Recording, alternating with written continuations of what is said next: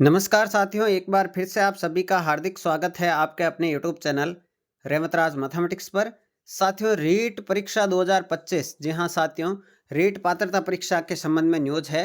अभी तक nodal agency को जो है वो सूचना नहीं मिली है। आइए आज की खबरें देख सकते हैं। अजमेर, शनिवार 16 नवंबर 2024। तो चलिए बात करते हैं। रीट परीक्षा 2024 आचार संहिता उल्लंघन के कारण अभी तक नहीं दिया गया था पत्र। अब तक रीट परीक्षा को लेकर 2 बैठकें हो चुकी है। उपचुनाव हुए, बोर्ड को अब मिल सकता है नोडल एजेंसी का अधिकृत लेटर। अभी भी बोर्ड को नोडल एजेंसी का जो अधिकृत लेटर है वो साथियों नहीं मिला है। राज्य सरकार ने राजस्थान माध्यमिक शिक्षा बोर्ड को ही राजस्थान अध्यापक पात्रता परीक्षा रीट 2024 के लिए आयोजन की जिम्मेदारी तो दे दी, लेकिन 1 महीने से अधिक समय बीत जाने के बाद भी अधिकृत लेटर नहीं दिया है। अब संभावना यह बन रही है कि उपचुनाव हो गए हैं, बोर्ड को यह पत्र जल्द मिल सकेगा। अब तक यह माना जा रहा था कि सरकार प्रदेश में 7 सीटों पर उपचुनाव के चलते रीट का लेटर बोर्ड को नहीं दे रही है। आचार संहिता का उल्लंघन को लेकर ही बातें सामने आ रही थी। यदि आचार संहिता के चक्कर में पत्र अटका है तो फिर 23 को चुनाव परिणाम आने के बाद ही पत्र बोर्ड को मिल सकेगा, अन्यथा अगले सप्ताह में अधिकृत पत्र मिल सकेगा। 2 बड़ी बैठकें हो चुकी है रीट को लेकर। 2 बड़ी बैठकें जयपुर में हो चुकी है। पहली बैठक 10 अक्टूबर को हुई थी, शिक्षा संकुल में हुई। इस बैठक में शिक्षा सचिव कृष्ण कुणाल, निदेशक माध्यमिक शिक्षा बोर्ड आशीष मोदी, निदेशक प्रारंभिक शिक्षा सीताराम जाट, संयुक्त निदेशक व उप निदेशक के साथ राजस्थान माध्यमिक शिक्षा बोर्ड के सचिव कैलाश चंद्र शर्मा भी इसमें मौजूद थे। रीट परीक्षा के लिए आवेदन पत्र 1 दिसंबर से मांगे जाएंगे। शिक्षा विभाग ने रीट के लिए नोडल एजेंसी राजस्थान माध्यमिक शिक्षा बोर्ड को ही एक बार फिर से बनाने की घोषणा की, इसी बैठक में कर दी थी। यह भी कहा गया कि आधिकारिक रूप से लेटर बोर्ड को प्राप्त हो जाएगा, लेकिन पत्र नहीं मिल सका। इसके बाद भी दूसरी बैठक 9 नवंबर को जयपुर में हुई। इस बैठक में शिक्षा विभाग की ओर से बोर्ड के अफसर शामिल हुए थे। इस बैठक के बाद यह तय हुआ कि 1 दिसंबर से रीट के आवेदन मांगे जाएंगे।